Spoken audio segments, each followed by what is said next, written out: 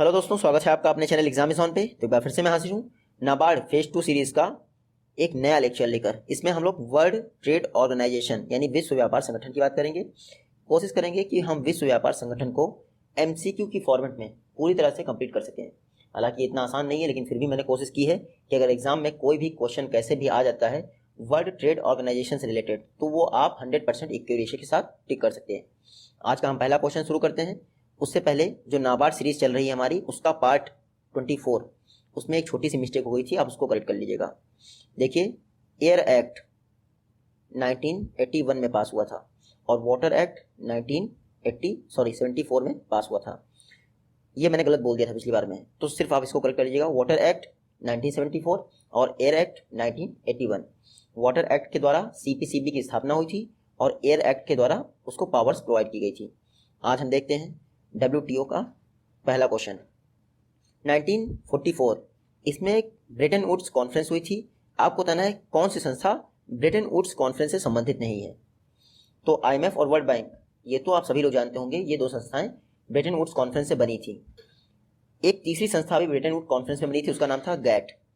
तो इस समय सिर्फ FAO food and agriculture organization Bretton Wood conference से रिलेटेड नहीं है। देखिए, वर्ल्ड बैंक सबसे पहले 1944 जुलाई में इसका गठन हुआ था। उसके बाद 1945 में IMF भी बन गई थी। 1945 में गैट यानी general agreement on tariff and trade, इस पे साइन हो गए थे 1947 में, लेकिन बना था ये 1948 में। तो ये गैट, इसका बदला हुआ रूप है WTO, जिसके बारे में हम लोग आज पढ़ेंगे। गैट की बात करते हैं तो इसका पर्पस क्या था गैट बनाने का? इंटरनेशनल ट्रेड को प्रमोट करना, क्योंकि लोग टैरिफ बैरियर क्रिएट कर रहे थे, कई बार नॉन टैरिफ बैरियर भी क्रिएट कर रहे थे। तो गैट मोस्टली जो है गुड्स के लिए बनाया गया था और टैरिफ बैरियर्स को समाप्त करने के लिए और इंटरनेशनल ट्रेड को प्रमोट करने के लिए 1948 में गैट जो है अपने अस्तित्व में आ गया। बाद में ही धीरे धीरे गैट में इंप्रूवमेंट होता रहा और 1994 में गैट की कॉन्फ्रेंस हुई थी मोरक्को के मरक्केस में। देखिए, मोरक्को में कॉन्फ्रेंस हुई थी, उरुग्वे राउंड चल रहा था उस समय। उरुग्वे राउंड के दौरान मोरक्को में कॉन्फ्रेंस हुई और उसी में डिसाइड किया गया कि अब सिर्फ हम गुड्स तक सीमित नहीं रह सकते, इसीलिए गैट का नाम बदलकर WTO रख दिया गया। और WTO की कब स्थापना हुई? 1 जनवरी 1995 को। तो 1995 को स्थापना हुई थी WTO की। और ये उरुग्वे राउंड के दौरान मरक्केस में जो 1994 में बैठक हुई थी गैट की, उसके फलस्वरूप बना था हमारा WTO, जिसके विषय में आज पढ़ना है। नया क्वेश्चन देखते हैं। WTO की जो मिनिस्टीरियल लेवल की कॉन्फ्रेंस होती है, ये रेगुलरली कितने वर्षों के अंतराल पे ऑर्गेनाइज की जाती है? तो रेगुलरली ऑर्गेनाइज तो कई बार नहीं भी होती है, लेकिन ऐसा कहा जाता है कि जो मिनिस्टीरियल कॉन्फ्रेंस है वो हर 2 वर्ष में एक बार होती है। आप नोट भी कर सकते हैं, लेकिन आपको मेमोराइज हो जाएगा, मुझे ऐसा विश्वास है। WTO world trade organization, GATT के बाद इसको बनाया गया। इसमें 3 बॉडीज मेन थी। पहली क्या थी आपकी? मिनिस्टीरियल कॉन्फ्रेंस, जिसकी बैठक हर 2 वर्ष में होती है। इसमें इस समय कितने मेंबर हैं? 164। कितने? 164। लास्ट बना था अफगानिस्तान। कब बना था? 2016 में। तो मिनिस्ट्रियल कॉन्फ्रेंस WTO का एक पार्ट है। उसके अलावा जनरल काउंसिल WTO का दूसरा पार्ट है। जनरल काउंसिल का क्या काम होता है? जो ट्रेड पॉलिसी रिव्यू होता है और डिस्प्यूट सेटलमेंट मैकेनिज्म होता है, इन दोनों को जनरल काउंसिल द्वारा परफॉर्म किया जाता है। उसके अलावा WTO का थर्ड पार्ट है डायरेक्टर जनरल। ये जो है हर 4 वर्ष पे अपॉइंट होता है। इसका मतलब क्या है? डायरेक्टर जनरल का टेन्योर 4 वर्ष होता है। वर्तमान में रॉबर्टो अजीविडो हैं, हालांकि वो रिजाइन दे चुके हैं, लेकिन अभी उनका टेन्योर समाप्त नहीं हुआ है, धीरे धीरे वो चले जाएंगे अपने पद पर। तो 4 वर्ष के लिए अपॉइंटमेंट होता है और री अपॉइंटमेंट भी हो सकता है, जो WTO के डायरेक्टर जनरल होते हैं। WTO का हेडक्वार्टर तो आप सभी को पता होगा, जिनेवा में है। नेक्स्ट क्वेश्चन है, इंपोर्ट को कम करने के लिए कंट्री द्वारा टैरिफ बैरियर के रूप में किसे यूज किया जाता है? तो 2 तरह के टैरिफ बैरियर मोस्टली यूज किए जाते हैं लोगों द्वारा, एक कस्टम ड्यूटी और दूसरा एक्साइज ड्यूटी। टैरिफ बैरियर सिर्फ यही नहीं होता कि हम इंपोर्ट को रिड्यूस करने के लिए करें, कई बार हम एक्सपोर्ट को प्रमोट करने के लिए भी टैरिफ बैरियर का यूज करते हैं। अब एक्सपोर्ट प्रमोशन में ये टैरिफ बैरियर कैसे काम करता है? सपोज करिए हमारे यहाँ किसी चीज़ की मैन्युफैक्चरिंग हो रही है, तो हम एक्साइज ड्यूटी कम कर देते हैं। इससे क्या होता है? कॉस्ट कम पड़ जाती है कंपनियों को जो मैन्युफैक्चरिंग कर रही हैं, और वो भारी मात्रा में एक्सपोर्ट करती हैं उन चीज़ों को। वो चीज़ें दूसरी कंट्री में जाके सस्ती पड़ जाएंगी और वहाँ का मार्केट खराब हो जाएगा।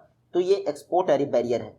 इसी तरह का इंपोर्ट के लिए टैरिफ बैरियर क्या है? Custom duty. बाहर से आने वाले सामान पे हमने कस्टम ड्यूटी लगा दी, अब वो सामान महंगा हो गया, हमारे यहाँ का खुद का सामान सस्ता है। तो इंटरनेशनल ट्रेड में जो है ये टैरिफ बैरियर यूज किए जाते हैं। इससे ट्रेड प्रभावित होता है और WTO इन सबको कंट्रोल करता है। अगर किसी ने इलीगल कस्टम ड्यूटी या एक्साइज ड्यूटी यूज़ की है तो WTO उसको जो है पेनल्टी भी लगाता है। उसके अलावा नॉन टैरिफ बैरियर क्या होते हैं? मोस्टली 3 तरीके के नॉन टैरिफ बैरियर होते हैं। सब्सिडी, जैसे अमेरिका के पास खूब रुपया है, कर दिया मैन्युफैक्चरिंग करो, हम रुपये दे रहे हैं। उसके अलावा रुपया मतलब आप ये मत समझिए कि वहाँ रुपया चलता है, डॉलर की बात कर रहा हूँ मैं। उसके अलावा चाइना में सपोज करिए इंडस्ट्रीज को बोल दिया मैन्युफैक्चरिंग करो, गवर्नमेंट पे करेगी तुम्हें, तो ये सब्सिडीज, ये है नॉन टैरिफ बैरियर। उसके अलावा पब्लिक प्रोक्योरमेंट, क्वालिटी कंट्रोल, ये 3 तरीके के नॉन टैरिफ बैरियर यूज किए जाते हैं इंटरनेशनल ट्रेड में। नया क्वेश्चन देखते हैं। कोडेक्स स्टैंडर्ड, ये जो है प्रोडक्ट की क्वालिटी इंश्योर करने के लिए यूज किया जाता है। आपको पता है कोडेक्स स्टैंडर्ड किसके द्वारा डेवलप किया गया है? तो आप हमेशा रखिएगा, लेक्चर हम लोग WTO का कर रहे हैं, लेकिन कोडेक्स स्टैंडर्ड मैं पढ़ा भी चुका हूँ आपको नाबार्ड की सीरीज में। FAO द्वारा डेवलप किया गया था, फूड एंड एग्रीकल्चर ऑर्गेनाइजेशन द्वारा कोडेक्स स्टैंडर्ड को डेवलप किया गया था। पर्पस क्या था? जो हम लोग फूड मटेरियल खा रहे हैं वो हमारी हेल्थ को नुकसान ना करे, इसीलिए FAO ने कोडेक्स स्टैंडर्ड बनाया था। फसाई जो है मोस्टली जो FAO के कोडेक्स स्टैंडर्ड को ही फॉलो करता है अपने सारे पैरामीटर्स में, और इंडिया में फसाई का गठन भी इसीलिए हुआ ताकि कोडेक्स स्टैंडर्ड को इम्प्लीमेंट किया सके। तो आप ये जरूर रखिएगा, codex standard FAO food and agriculture organization से रिलेटेड है। अब हम लोग WTO की वीडियो में क्यों कवर कर रहे हैं बताता हूँ मैं। अभी मैंने आपको बताया नॉन टैरिफ बैरियर, उसमें एक क्वालिटी कंट्रोल, ये एक नॉन टैरिफ बैरियर है। क्वालिटी कंट्रोल कैसे?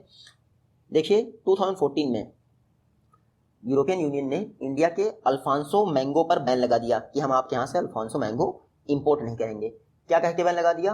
कि आपके यहाँ अल्फांसो मैंगो में फ्रूट फ्लाई निकली है, एक तरह का जो है कीड़ा होता है फ्रूट फ्लाई, वो निकला है, जिससे हमारे यहाँ लोगों को नुकसान हो सकता है हेल्थ का।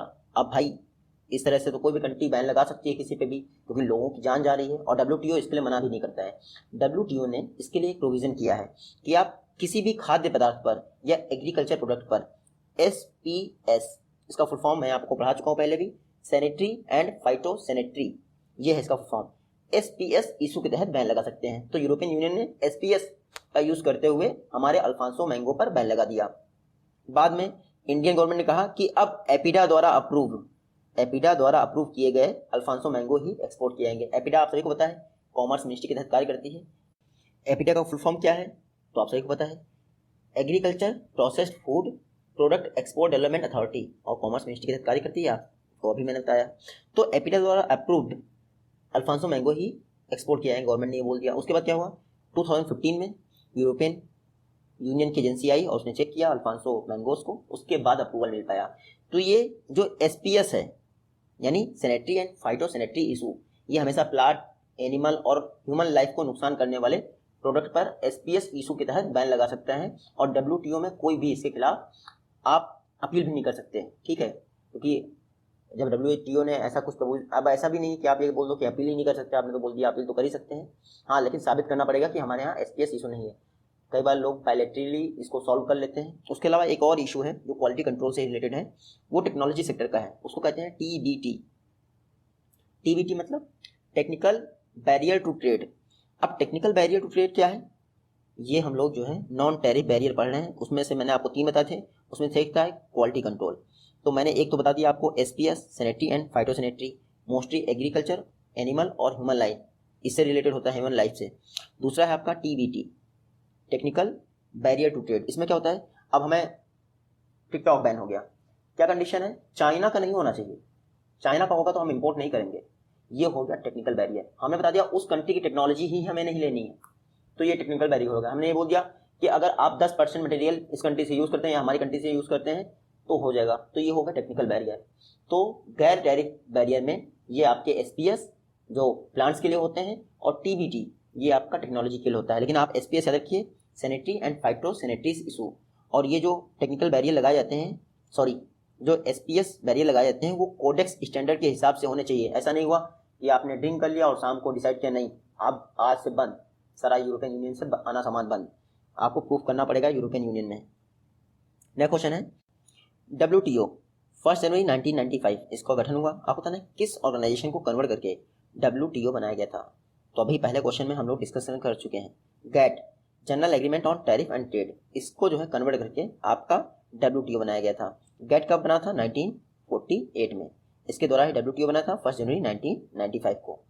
GATT के बाद फिर क्या आता है? GATS ये तो आपके गुड्स के लिए हो गया। सर्विसेज के लिए आता है gets, general agreement on trade in goods, ये था गैट्स का फुल फॉर्म। उसके अलावा ट्रिप्स आता है, फिर इंटेलेक्चुअल प्रॉपर्टी राइट्स के लिए ट्रिप्स आता है, ये 1995 में आता है। और इसी को इम्प्लीमेंट करने के लिए गवर्नमेंट ऑफ इंडिया 1999 में जीआई टैग से रिलेटेड एक्ट पास करती है। आप लोग वो पढ़ चुके हैं करंट अफेयर्स की वीडियो, वो जो हमारी नाबार्ड सीरीज है उसमें। उसके बाद ट्रिप्स के बाद आता है ट्रिम्स। ट्रिम्स का फुल फॉर्म क्या है? Trade related investment measures. अब ट्रेड रिलेटेड इन्वेस्टमेंट मेजर्स क्या है? बाहरी जो सामान आ रहा है, इन्वेस्टमेंट को प्रमोट करने के लिए हम लोग क्या कह देते हैं कि आपको एफडीआई में इतना % छूट जा रही है, आपको 10% टेक्नोलॉजी ट्रांसफर करना पड़ेगा, आपको 50% हमारे यहाँ इन्वेस्ट करना पड़ेगा अगर आप बिजनेस करना चाहते हैं। तो ये ट्रिम्स के तहत आता है। आप देखिएगा कई सारी कंट्रीज को छूट मिली हुई है, तो ट्रिम्स के तहत ही कोई कंट्री विरोध करना चाहे तो उसका कर सकती है।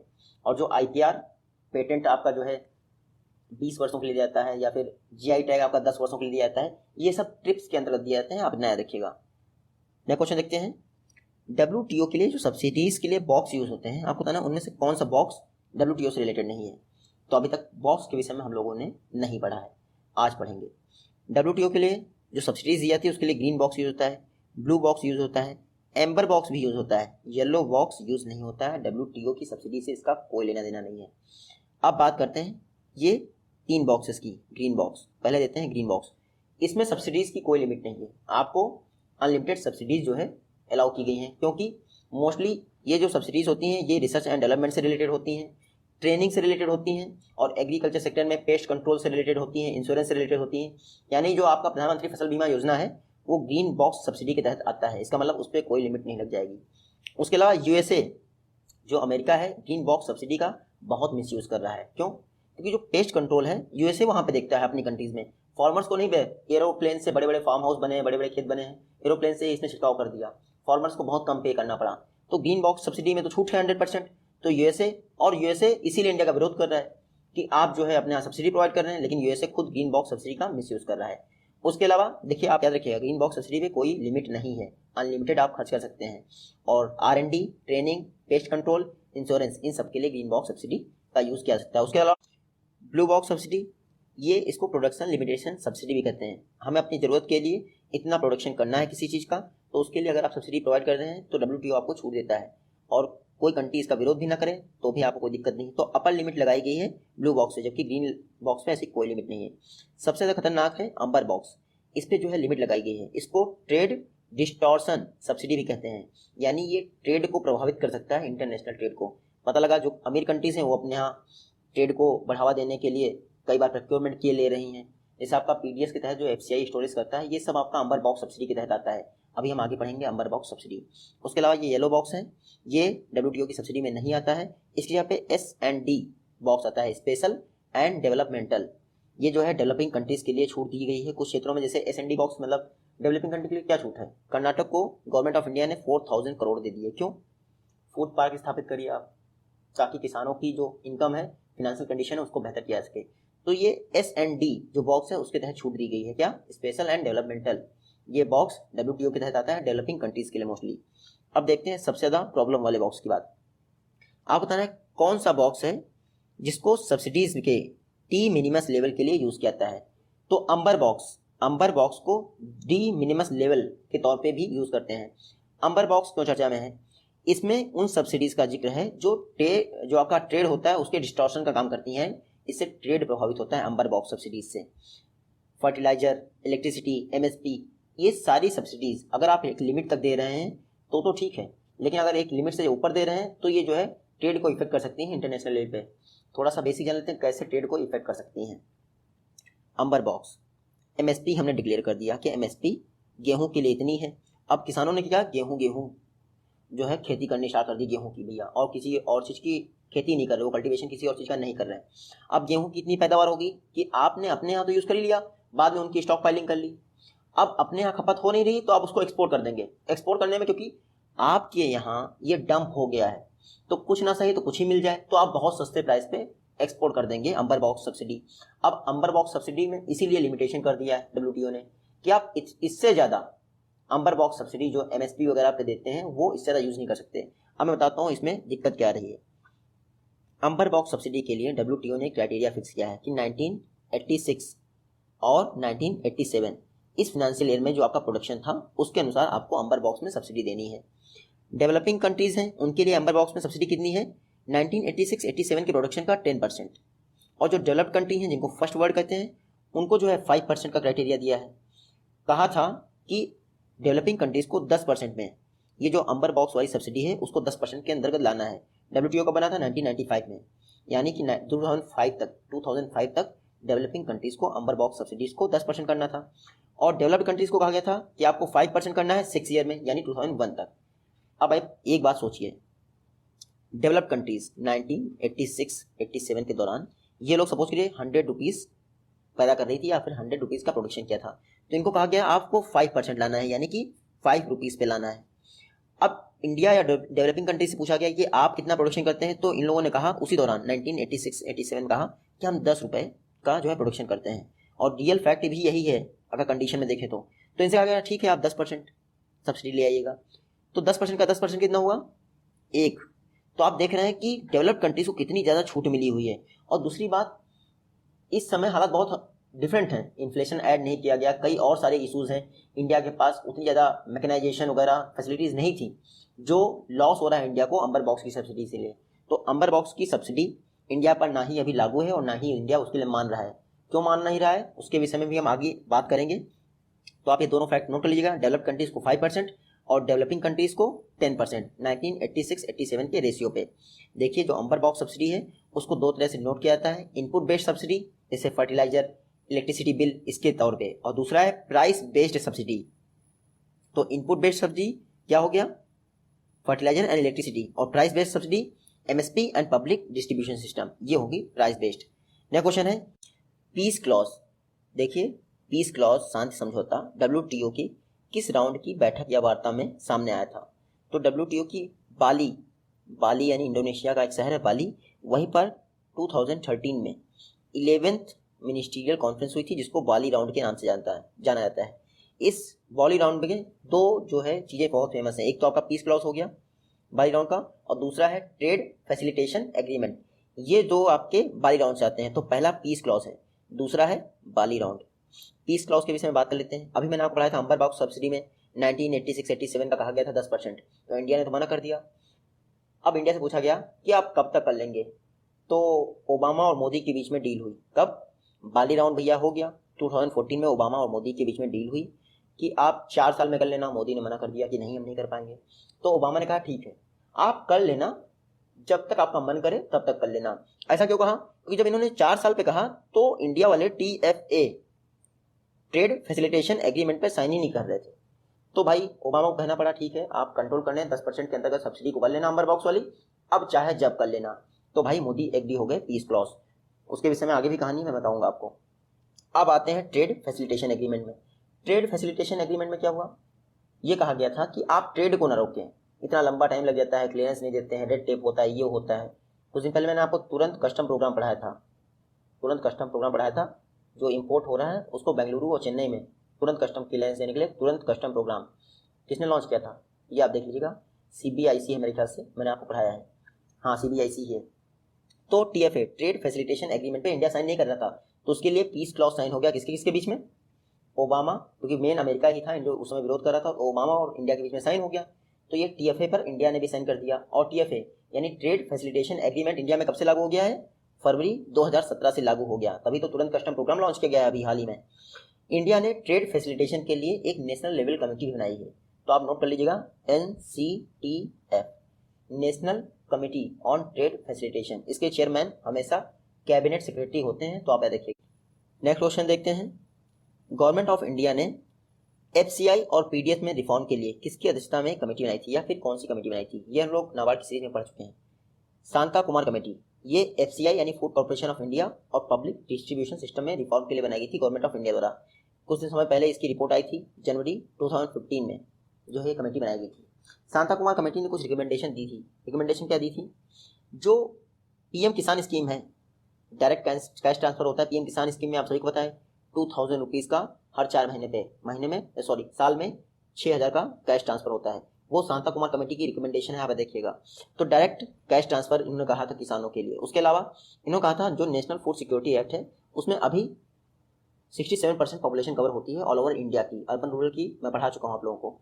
तो 67% पॉपुलेशन कवर होती है, इसको घटा के आप 40% कर दीजिए। जो बहुत गरीब हैं सिर्फ उनको ही दीजिए, क्योंकि अगर आप ये मान रहे हैं कि ये लोग गरीब हैं तो जो गरीबी की परिभाषा है आप उसको भी एडिट कीजिए, क्योंकि आपके हिसाब से तो इंडिया में गरीब बहुत कम है, 33% ही लोग गरीब हैं। तो फिर अगर ये लोग 67% लोगों को आप फूड सिक्योरिटी एक्ट में शामिल कर रहे हैं तो आप ये समझिए कि लॉस हो रहा है इंडिया का, इसीलिए इनको 40% कर दीजिए। तो ये 2 रिकमेंडेशन इन्होंने दिए थे। उसके अलावा करंट वाली वीडियो में हम लोग ये पढ़ चुके हैं, नाबार्ड वाली वीडियो में, कि एफसीआई के विषय में उन्होंने कहा था कि एफसीआई को अब ईस्टर्न कंट्रीज के जो प्रोक्योरमेंट है उसका काम देखना चाहिए, पंजाब और हरियाणा तो खुद ही देख लेंगे। यह क्वेश्चन देखते हैं, नैरोबी कॉन्फ्रेंस, ये WTO की आप होता है नैरोबी कॉन्फ्रेंस कब या किस वर्ष आयोजित हुई थी, ऑर्गेनाइज हुई थी? तो 2015 में बाली राउंड के बाद नैरोबी कॉन्फ्रेंस हुई थी, और ये फर्स्ट कॉन्फ्रेंस थी जो अफ्रीकन कंट्री में, किसी भी अफ्रीकन कंट्री में हुई थी। नैरोबी केन्या की कैपिटल है। यहीं पर 2015 में WTO की 12th मिनिस्ट्रियल कॉन्फ्रेंस ऑर्गेनाइज हुई थी। इसमें एक मुद्दा बहुत चर्चा में था, एग्रीकल्चर एक्सपोर्ट सब्सिडी। एक्सपोर्ट को प्रमोट करने के लिए एग्रीकल्चर सेक्टर में कई लोग सब्सिडी देते हैं, मार्केटिंग पे, पैकेजिंग पे कई सारी सब्सिडी दी जाती हैं, क्रेडिट लिंक सब्सिडी स्कीम भी प्रोवाइड की जाती है। तो इन सभी को कंट्रोल करना ये मुद्दा था। तो एग्रीकल्चर एक्सपोर्ट सब्सिडी ये नैरोबी कॉन्फ्रेंस से रिलेटेड है 2015 में।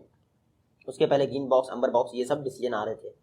देखिए इसमें कहा गया था कि जो फर्स्ट वर्ल्ड कंट्रीज हैं उनको तो तुरंत एग्रीकल्चर एक्सपोर्ट सब्सिडी बंद करनी पड़ेगी, यानी डेवलप्ड कंट्री हैं उनको तुरंत एग्रीकल्चर एक्सपोर्ट सब्सिडी बंद कर देनी चाहिए आज से, अभी से। लेकिन कुछ एक्सेप्शन दिए गए थे, जैसे न्यूजीलैंड हुआ, नॉर्वे हुआ, और कई सारी ऐसी कंट्रीज हैं जहाँ का फार्मिंग और डेयरी सेक्टर वो पूरी तरह से फार्मर्स उन पर ही डिपेंड है, तो उनको कुछ एक्सेप्शन दिया गया था कि आप धीरे धीरे बंद कर दीजिए। तो उसके अलावा मैं बता दूँ, थर्ड वर्ल्ड कंट्री को कहा गया था कि इंडिया जैसे लोगों को, इनको कहा गया था कि 2018 तक आपको एग्रीकल्चर एक्सपोर्ट सब्सिडी को बंद कर देना है। उसके अलावा जो मार्केटिंग पर आप सब्सिडी देते हैं उसको 2023 तक बंद कर देना है। ये नैरोबी कॉन्फ्रेंस में कहा गया था। उसके अलावा LDC, लीस्ट डेवलप्ड कंट्रीज, इनको कहा था 2030 तक आपको एग्रीकल्चर एक्सपोर्ट सब्सिडी को पूरी तरह बंद कर देना है। इसके अलावा आप ये याद रखिएगा, LDC को ड्यूटी फ्री और कोटा फ्री एक्सेस भी प्रोवाइड किया गया था। ड्यूटी फ्री और कोटा फ्री एक्सेस क्या? देखिए LDC बहुत गरीब कंट्रीज हैं, इनको अपने प्रोडक्ट एक्सपोर्ट करने होते हैं और इतनी बेहतर क्वालिटी भी नहीं होती है। अगर आप इन पर शुल्क लगा देंगे तो इनका सामान कोई खरीदेगा ही नहीं आपकी कंट्री में। तो जो LDC हैं, लीस्ट डेवलप्ड कंट्रीज, जैसे सोमालिया हुई, सूडान हुआ, तो ये बहुत मुश्किल में ही अपना सामान जो है बेच पाते हैं। तो इनको कहा गया था ड्यूटी फ्री और कोटा फ्री। ये भी हम फिक्स नहीं करेंगे कि आप कितना मटेरियल भेजिए और उस पर ड्यूटी भी नहीं लगाएंगे, और सभी कंट्रीज इसका फॉलो करेंगी, आप याद रखिएगा। तो ड्यूटी फ्री और कोटा फ्री ये जो है लिस्ट डेवलप कंट्री के लिए WTO का एक रिकमेंडेशन है। उसके अलावा नैरोबी कॉन्फ्रेंस में SSM ये एक नया क्लॉज आया था और ये बहुत चर्चा में था। देखिए SSM इसका फुल फॉर्म है special safe guard mechanism. Purpose क्या था? देखिए जो चीप इंपोर्ट होता है यानी सस्ता इंपोर्ट, उससे डोमेस्टिक मार्केट को बनाने के लिए SSM मैकेनिज्म अनाउंस किया था नैरोबी पैकेज के दौरान। अब इसमें क्या होता है, जैसे डेवलप्ड कंट्रीज हैं उनके यहाँ हाई रिसर्च एंड डेवलपमेंट होता है और बहुत बड़े पैमाने पर मैकेनाइजेशन है, जिससे काम बहुत आसान हो गया है। तो उनके यहाँ एग्रीकल्चर प्रोडक्शन बहुत ज़्यादा हाई मात्रा में होता है, तो जायज़ है कि वो सामान को सस्ता प्रोड्यूस कर सकते हैं और आपकी कंट्री में भेजेंगे। तो उससे अपनी कंट्री को बचाने के लिए SSM यानी special safe guard mechanism develop किया गया था WTO की 2015 की नैरोबी बैठक में। तो आप ये सारे फैक्ट नोट कर लीजिएगा। उसके अलावा नैरोबी बैठक में एक और बात हुई कि फिशिंग जो सब्सिडी देते हैं फिशिंग सेक्टर को, वो समाप्त कर दी जाए, लेकिन इंडिया और चाइना ने विरोध किया और ये काम नहीं हो पाया। उसके अलावा आप ये भी नोट कर सकते हैं, जो WTO की नैरोबी बैठक थी इसके रिकमेंडेशन को कहा गया था 2019 तक इम्प्लीमेंट करना, लेकिन इम्प्लीमेंट कुछ नहीं हो रहा है, आप निश्चिंत रहिएगा। सिर्फ आपका TFA ट्रेड फैसिलिटेशन एग्रीमेंट ही इम्प्लीमेंट हुआ है इंडिया में, फरवरी 2019 में ये पढ़ चुके हैं। नेक्स्ट क्वेश्चन है, डोमेस्टिक मार्केट को चीप इंपोर्ट से बचाने के लिए SSM सिस्टम जो है WTO की किस कॉन्फ्रेंस में डेवलप किया गया था? तो ये दूसरे वे में आपसे सवाल पूछा गया है। 11th बैठक आपकी बाली की थी, बाली इंडोनेशिया। उसके अलावा ये है आपकी 12th बैठक नैरोबी कॉन्फ्रेंस, जिसमें SSM यानी special safe guard mechanism develop किया गया है, और ये हम लोग पढ़ चुके हैं। जो चीप इंपोर्ट होता है उसे डोमेस्टिक मार्केट को बचाने के लिए लाया गया था। नेक्स्ट क्वेश्चन है, WTO की एपिलेट बॉडी, इसमें कितने मेंबर होते हैं? तो WTO की एपिलेट बॉडी में 7 मेंबर होते हैं। ये तो नाबार्ड की सीरीज में भी पढ़ चुके हैं हम लोग। देखिए 7 मेंबर होते हैं एपिलेट बॉडी में, और इसका डिसीजन फाइनल एवं बाइंडिंग होता है, यानी इसके बाद आप अपील नहीं कर सकते हैं। ये लास्ट अपीलिंग बॉडी है WTO की, और अगर उनको सुनवाई करनी है तो जो बैठक सुनवाई कर रही है उस कमेटी में कम से कम 3 मेंबर होने ही चाहिए, और अमेरिका इन मेंबर्स की नियुक्ति नहीं होने दे रहा, क्योंकि कई सारे फैसले अमेरिका के विरोध में चले गए हैं। इसलिए थोड़ा सा डिस्प्यूट सेटलमेंट मैकेनिज्म के बारे में बात कर लेते हैं WTO के। WTO का जो डिस्प्यूट सेटलमेंट मैकेनिज्म है, इसमें क्या होता है, सभी WTO के मेंबर शामिल होते हैं। डिस्प्यूट सेटलमेंट बॉडी कहते हैं उसको, WTO के सभी मेंबर्स में शामिल होते हैं। 164 मेंबर इसमें शामिल होते हैं। ये सारे मेंबर डिसाइड करते हैं और एक एक्सपर्ट पैनल बना देते हैं। वो एक्सपर्ट पैनल इंक्वायरी करता है और बाद में डिसीजन दे देता है। अगर कंट्रीज को एग्री हो गया कि चलो एक्सपर्ट पैनल का डिसीजन मान लेते हैं तो कोई बात ही नहीं। अगर नहीं एग्री हुआ तो वो अपीलेट बॉडी में जाता है। अपीलेट बॉडी ये टॉप बॉडी है डिसीजन मेकिंग। इसका जो डिसीजन होता है वो बाइंडिंग होता है। इसमें जो 7 मेंबर्स होते हैं उनका जो अपॉइंटमेंट होता है वो 4 वर्ष के लिए होता है और रीअपॉइंटमेंट भी हो सकता है। और आप देखिएगा मिनिमम 3 लोग होने ही चाहिए उस बैठक में जो कमेटी इसकी अपॉइंटमेंट कर रही है। WTO के अलावा इस IPR को सिक्योर करने के लिए, WTO के अलावा मैं बात कर रहा हूँ, IPR को बचाए रखने के लिए अमेरिका द्वारा एक 301 रिपोर्ट जारी की जाती है। ये मैं पढ़ा चुका हूँ शायद। 301 रिपोर्ट जारी की जाती है। इसमें क्या होता है, ऐसी कंट्रीज जो IPR कानूनों का उल्लंघन कर रही हैं और अमेरिका के जो पेटेंट हैं उनको सही तरह से फॉलो नहीं कर रही हैं, उनकी लिस्ट अमेरिका जारी करता है और ट्रिप्स एग्रीमेंट के तहत WTO को कंप्लेन भी करता है। तो जो 301 रिपोर्ट है वो आप देखिएगा अमेरिका की है, WTO का उससे कोई लेना देना नहीं है। आज आई होप कि आपका WTO कंप्लीट हो गया होगा और अगर करंट अफेयर्स के कोई क्वेश्चन रह गए होंगे तो करंट अफेयर्स की वीडियो में और नाबार्ड की वीडियो में कवर हो जाएंगे। मिलते हैं जल्दी आपसे नेक्स्ट वीडियो में, तब तक के लिए take care, goodbye and Jai Hind.